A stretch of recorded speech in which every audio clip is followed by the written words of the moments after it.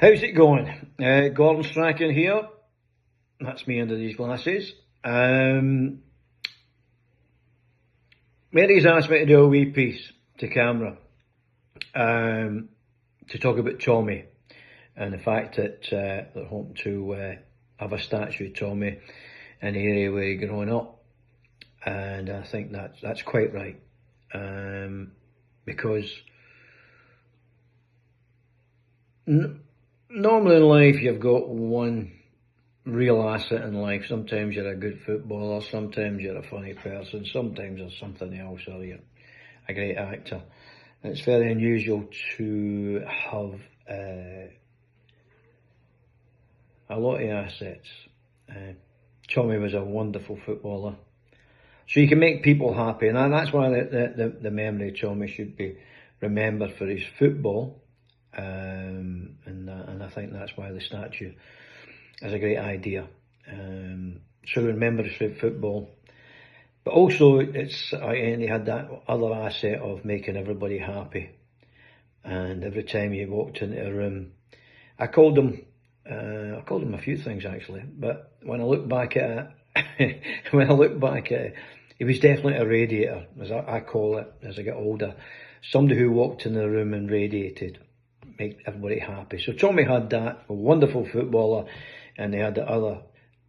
Not only do you make people happy with your football, but the fact is, he can make people happy with his personality. He had that. So it's a wonderful asset. Sometimes it'd be a real pain in the backside though, because I remember, I was lucky, I worked under five. I worked with 5 Lisbon Lions, and they're all different, they're all characters, they all had different characters, all strong-minded, but outwardly they were different, and Tommy was definitely different. For instance, when I was the captain of Dundee, Tommy made me captain. What a bad move, I was useless. And then I had to get an operation to get my 2 big toenails taken out. Got them taken out to the root. I had the roots taken out as well. So it was an agony in the days. That's about 50 years ago. So medicine wasn't the same. And Tommy and Wally come to visit me. Wally Wallace come to visit me one day in hospital while I was in agony. And it's the only time I've ever seen anybody turning up at a hospital with a carry out. They brought in a dozen cans of lager and 2 bottles of wine. And then they proceeded for the next 3 hours to regale me off, obviously, the Lisbon Cup final. I got that.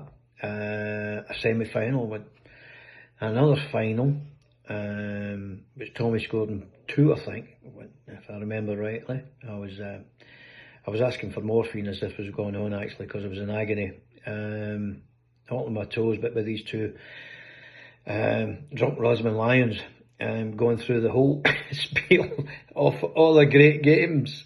And it's the first time I've actually asked anybody in my life for drugs. I kept asking the nurse if she gave me more drugs, or asked these 2 to go. But she was enjoying it as well, so we couldn't ask these 2 to go. So, as I said, it's one of these occasions in life you'll never forget, where you've got 2 Lisbon Lions showing you at your side of your bed while you're in agony of the goals they scored throughout their career. And fortunately, the 2 of them scored loads of goals, so it took a lot of time to go through these goals. As I said, I was in agony at the time, so I don't know if it was the fact that my toes were on fire, or the fact my ears were on fire. But I've got to say, I will never ever forget Tommy Gemmell, and I think the same should be said when you think about this statue for Tommy. I think it's a must for 2 things. You'll enjoy learning about his football, but I'm sure everybody that's met him has a story that will make you laugh, and that's a great character in life. Somebody can make you laugh. So I'm all for it. And yeah, I hope I get a statue before I actually die, to be honest with you, because you only get statues when you're dead.